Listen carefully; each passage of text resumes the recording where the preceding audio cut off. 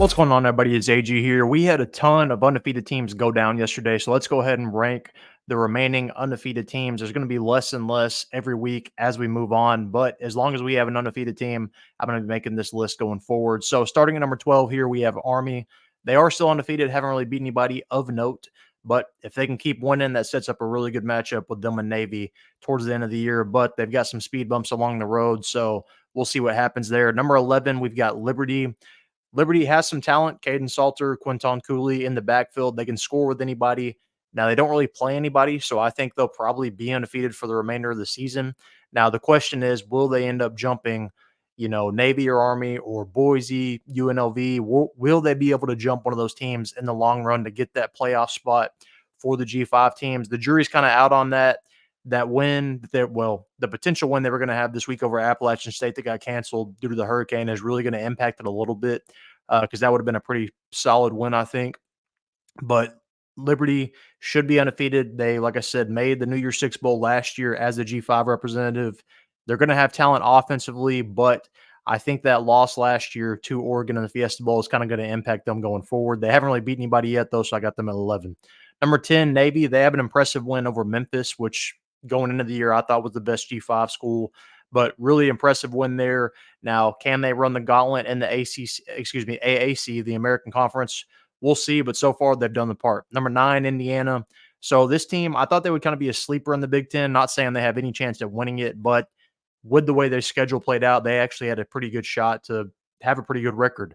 Now, did I expect them to be 6-0? I did not, but they're 6-0. They're bowl eligible. Curt Cignetti has got this team rolling right now. We'll see once they get into the Big Ten play, though, how long they can actually stay undefeated. Number 8, Pitt, still undefeated in the ACC. They have a quality win over West Virginia, which West Virginia's only other loss was to Penn State. So that's an impressive win for Pitt. Now, once they get into the deep ACC play, can they play with the tougher teams? We're going to find out soon enough. But so far, so good. Had a good win over North Carolina this week. Number 7, BYU. BYU has some impressive wins as well. They've beaten not only SMU, but they've done good so far in Big 12 play, still undefeated, and they're rolling so far. Now, they're probably, with all the teams losing, they'll probably move up in like the top 15 in the AP poll.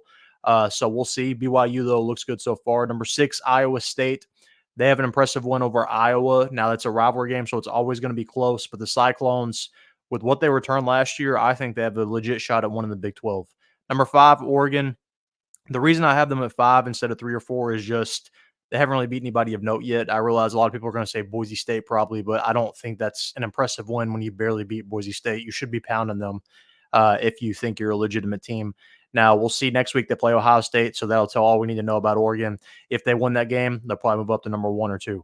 Number 4, Miami. Okay, Miami squeaks out another one this week. Their biggest win so far is probably Florida, which, isn't just a great win, but they did beat Florida pretty handily in Florida. So that's an impressive win. But Cam Ward, he's going to have to stop making some mistakes when they get into tougher competition in the ACC. Number 3, Penn State. They have some good wins so far. To me, they've beaten Illinois. I think that's a solid win. They beat West Virginia. That's another solid win. So both those teams are kind of top 25-ish caliber. So Penn State, their defense is good enough. Their offense, if they don't make turnovers, they should beat everybody in the Big Ten, I think, besides Ohio State. They play USC this week, though, so that should be a tough one. Number 2, Ohio State. Again, they haven't played anybody yet. They had a pretty good win over Iowa this week. Struggled in the first half, but ended up running it up in the second half, that 35-0 win. That's a solid win there over Iowa team that's always top 25-ish.